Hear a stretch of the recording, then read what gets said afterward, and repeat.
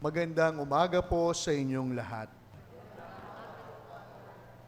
Ang kapistahan natin ngayon, ang pagbibinyag ng Panginoon ay hudyat na magtatapos na ang panahon ng Kapaskuhan. At bukas, muli tayong maglalakbay sa karaniwang panahon.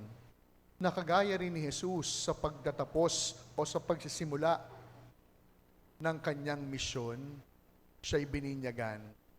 Magpapatuloy sa ministeryo ng kanyang paglilingkod. Sa Ebanghelyo na tunghayan natin, nagtungo si Jesus sa Ilog Jordan kung saan nagbibinyag si Juan. Pumila, sumama upang mapabinyagan din. Kaya nga hindi ba tumutol si Juan at ang sabi, "Ako po ang dapat magpabinyag sa inyo, pero kayo ang lumalapit sa akin." Iginiit ni Jesus, ipinilit, payagan mo na, sapagkat sa pamamagitan na ito, matutupad ang kalooban ng Diyos. Sa madaling salita, parang gustong sabihin ni Jesus, binyagan mo na ako, sapagkat ito ang pakikiisa sa mga mahina at makasalanan.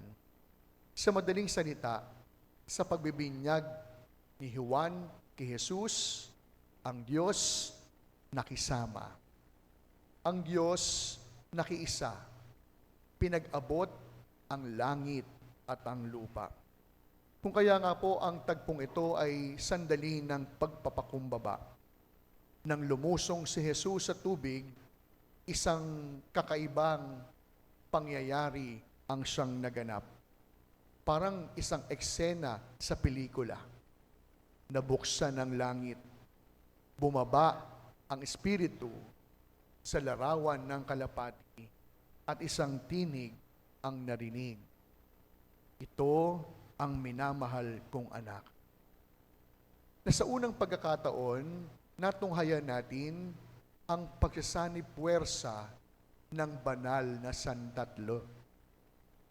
Naroon ang Ama, naroon ang Anak, at naroon ang banal na Espiritu. Nahahayag sa tagpong ito kung sino ang Diyos na kanyang kinalulugdan.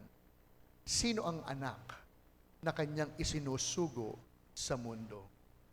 Ano ang siyang dapat nating matutuhan na siyang magiging pagninilay natin sa kapistahan na ating ipinagdiriwang? 3 bagay. Una, ang binyag ay nagbibigay sa atin ng bagong pagkakilanlan. Even our own baptism, it gives us a new sense of identity. Nang mabinyagan si Jesus, isang tinig ang nagsabi,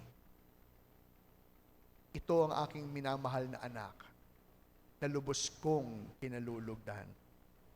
At imaginein natin, ito rin ang siyang nangyari nung tayo'y bininyagan.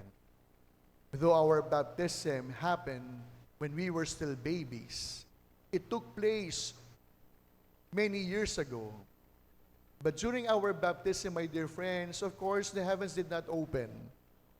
There were no doves who descended from the sky. Pero ganun-ganon ang siyang naganap. Ito ang aking anak, na lubos kong minamahal. Pero, ito man ang siyang katotohanan, nagkakaroon pa rin tayo ng problema at pag-aalinlangan. Bakit? Sapagkat hindi naman dun sa katotohanan iyon, inilalagay yung pagpapahalaga sa sarili. Pagka po kasi minsan, madali nating maunawaan, mabuti ang Diyos. Madali nating paniwalaan, matulungin ng Diyos. Pero, mahirap nating tanggapin, ako, minamahal ng Diyos? Ako? Sapagkat sasagi sa ating isip, ang dami kong kapalpakan, ang dami kong kakulangan, ang dami ko ring maraming kasalanan, pero ako, minamahal ng Diyos? Kapatid, kung meron mang magandang balita ngayon na dapat mong panghawakan at paniwalaan, ang katotohanang mahal ka ng Diyos. Pero hindi ba sa totoong buhay, hindi naman talaga ito ang siyang nangyayari. We put our own value to many things. We place our own values even in the posts that we have in Facebook. Sigurado, meron po sa atin na nalulungkot kapag nag-post, walang nagla-like. Kapag nag-post sa Facebook, walang nagko-comment. Kaya malamang nangyari na rin po ito sa inyo, ikaw na nag-post, ikaw pa ang unang nag-like. Ikaw na nag-post, ikaw pa ang unang nag-comment. Why? Because we put so much emphasis, even our own values, to the many likes that our posts can receive. Hindi ba't may mga nalulungkot eh? Ba't kaya walang nagla-like ng post ko? Ba't kaya walang nagko-comment? Because we place our values, how many likes that we get. We put so much our values to the comments that we received. But my dear friends, this morning, we're being reminded once again, by the virtue of our own baptism, you are God's beloved. Minamahal ka ng Diyos. At pansinin po ninyo, sinabi to ng Diyos Ama kay Jesus, nung magsisimula pa lamang siya sa kanyang ministeryo. Wala pang pagtuturong nagaganap, wala pang pagpapagaling, wala pang pangangaral. In short, wala pang ginagawang mabuti, maganda at tama. Pero naroon na ang katotohanan, minamahal, kinalulugdan. Kaya mga minamahal ko mga kapatid, ito po yung identity na dapat nating paniwalaan. Bago pa man tayo magkasala, at kahit pagkatapos ng ating kalokohan, mahal ka ng Diyos. Walang magbabago doon. Because the moment the love of God ceases, that is the end of us. Dahil kapag tumigil na ang Diyos sa kanyang pag-ibig, kapag sumuko na ang Diyos sa kanyang pagmamahal, ito na rin ang magiging katapusan natin. Ang unang bagay na dapat natin tandaan, ang binyag, binibigyan tayo ng bagong pagkakilanlan. And that identity, we are God's beloved. Kapatid, mahal ka ng Diyos. Minamahal tayo ng Diyos. Pangalawa, ang binyag, hindi lamang po nagbibigay sa atin ng bagong pagkakilanlan. Ang binyag din, nagpapaalala sa atin ng misyon na tinanggap natin. Alam niyo, sa ikalawang pagbasa, ang ganda. Inarawan po ni San Pedro si Jesus ng simple, direct to the point, malinaw. Ang sabi, siya'y naglibot na gumagawa ng mabuti. Diretso, naglibot dahil gumagawa ng mabuti. Sa mga nakakakilala po sa akin, sa inyo, alam nung iba na maaga po akong matulog at maaga rin po akong magising. No?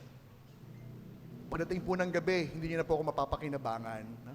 Dahil kahit wala po akong schedule sa umaga, araw-araw po yan, 5:00, gising na po ako. Malalaman po yan ng mga kasama ko sa kumbento kapag po nakabukas na yung ilaw ko sa ating study area.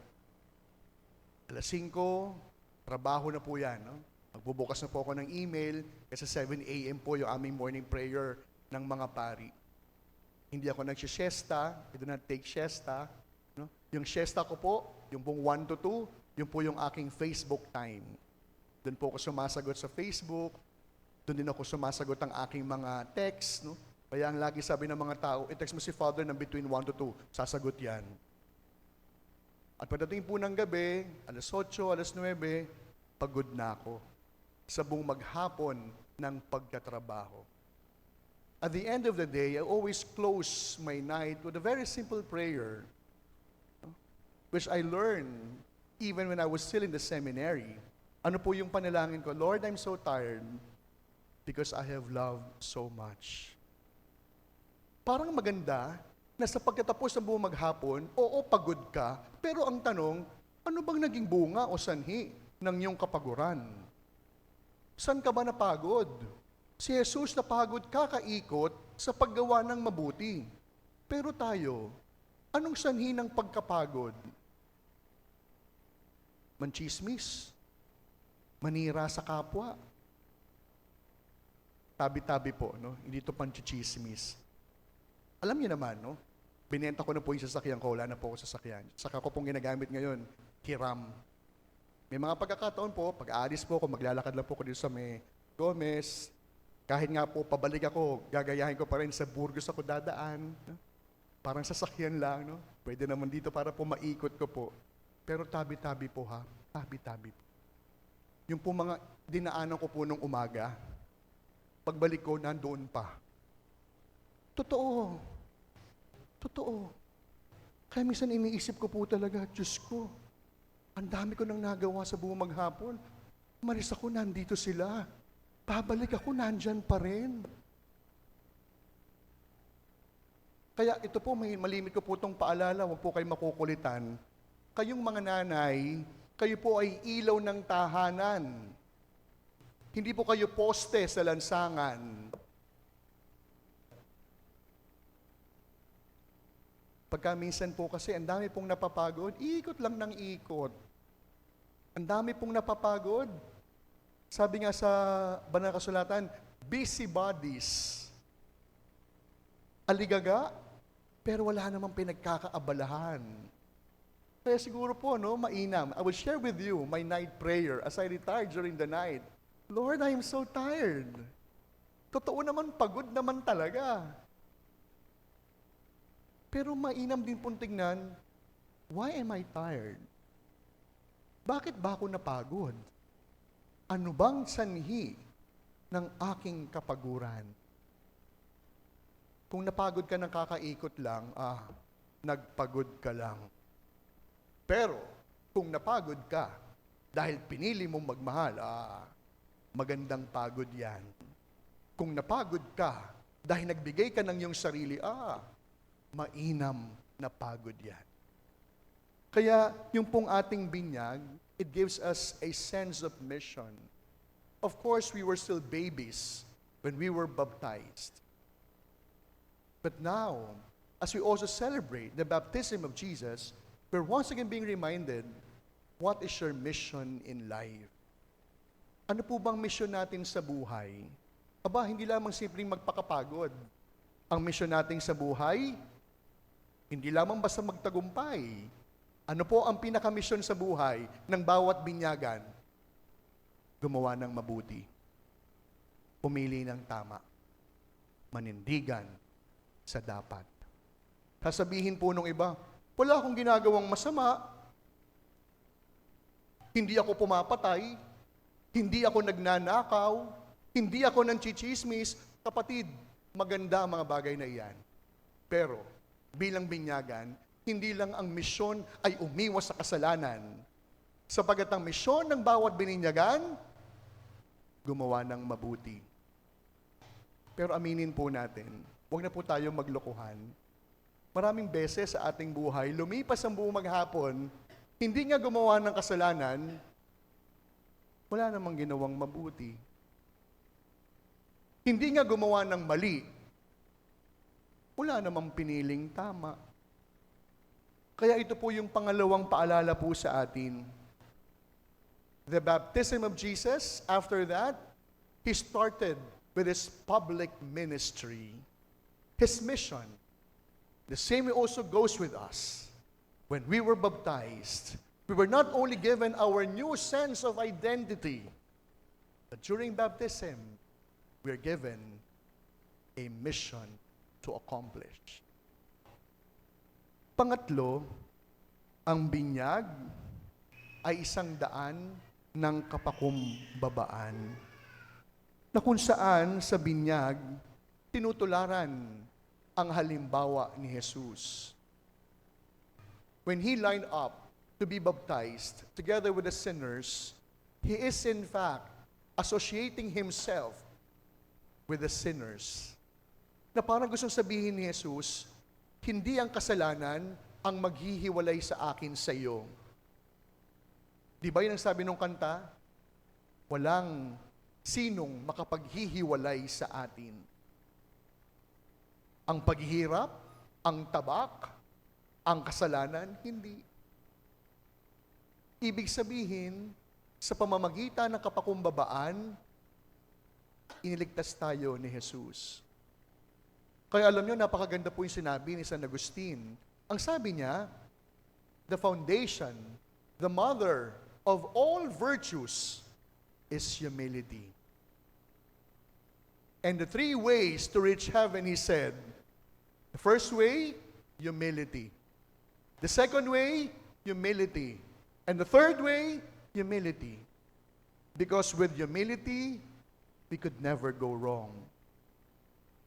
Ang isang taong mababa ang loob, hindi lamang mapagmataas yan. Ang isang taong mababa ang loob, madaling magpatawad. Ang isang taong mababa ang loob, madaling maglingkod. Ang isang taong mababa ang kalooban, hindi mahirap ang magmahal. Kaya mga kapatid, no? Bagong taon, bago pa yung ating bagong taon, siguro mainam na hilingin sa bagong taon na ito, Panginoon, tulungan mo ko magpakumbaba. Pero aminin natin, hindi naman talaga mahirap o madali na magpakumbaba. Sa katunayan, mas madali ang magmataas. Mas madali ang gumanti. Mas masarap ang kumubra. Mas madali ang kumuha. Pero sinasabi sa atin ni Jesus, ang buhay naman, hindi lang basta madali. Nung isang araw, kinamusta ko yung mga seminarya natin, yung dalawa. No? Ito yung pagkakataon na nagkita po kami na medyo matagal. Sabi ng isang seminarya natin, sabi ko, kumusta ka? Ito po, Father, masaya at nagsisikap. Alam niyo, napaisip talaga ako eh. Normally, di ba, pag kinanong ka sa seminaryo, kamusta ka? Okay naman po. Because I remembered what my formator used to tell us. When we were still seminarians, you're not only expected to be happy in the seminary. Dahil ang boys seminaryo, hindi lamang dapat masaya. Given na po yun. Ang boys seminaryo dapat buhay katapatan. Kaya nung sinabi ng nating seminarya natin, ito po, Father, masaya at nagsusumikap. Bata pa lang yun, ha? High school. Kaya po kapatid, ang buhay ngayong 2026, hindi lamang dapat masaya. Dapat ang buhay ngayong 2026, tapat din. At dahil tapat ka, magiging masaya ka. At dahil tapat ka, maglilingkod ka. At dahil tapat ka, magiging totoo ka sa iyong tungkulin. Kaya yung binyag, hindi lamang nagbibigay sa atin ng pagkakilanlan. Ang binyag, hindi lamang magpapaalala sa atin ng misyong dapat mapagtagumpayan. Sa pamamagitan ng binyag, hinahamon tayo tularan si Jesus sa kanyang pagpapakumbaba at paglilingkod. Kaya sa pagpapatuloy po ng ating pagdiriwang, assignment po ang ibibigay ko sa inyo. Mamaya, pagkatapos ng misa, alamin, kailan ba ako nabinyagan? At sa mga magulang na magpapabinyag ng inyong mga anak, mga mahal na magulang, huwag niyo pong pagkakitaan ng binyag ng inyong mga anak. Kayo nag-react, hindi ako ha. Minsan nagbinyag po ako dito sa atin, dito po, weekdays. Yung ninong at ninang, 36. Sabi ko, hoy ha, ang tawag dito hindi binyag, balik tangkilik. Sabi niya, Father, kasi sila po Father eh. Kaya alamin ang binyag. Matapos malaman ng binyag, ipagdasal natin, ano ba ang mission natin? Ano bang mission na dapat kong malaman, na dapat kong mapagtagumpayan? Pangalawa, bigyan ng bagong pagkilala ang sarili. Kapatid, hindi ka lang mahina. Hindi ka lang makasalanan. Ikaw ay minamahal. Nang sa gayon, kapag ating nalaman ng ating misyon, kapag ating nakilala ang tunay na sarili, magiging madali ang pagpapakumbaba na kagaya ni Jesus sa kanyang paglilingkod sa atin. Amen.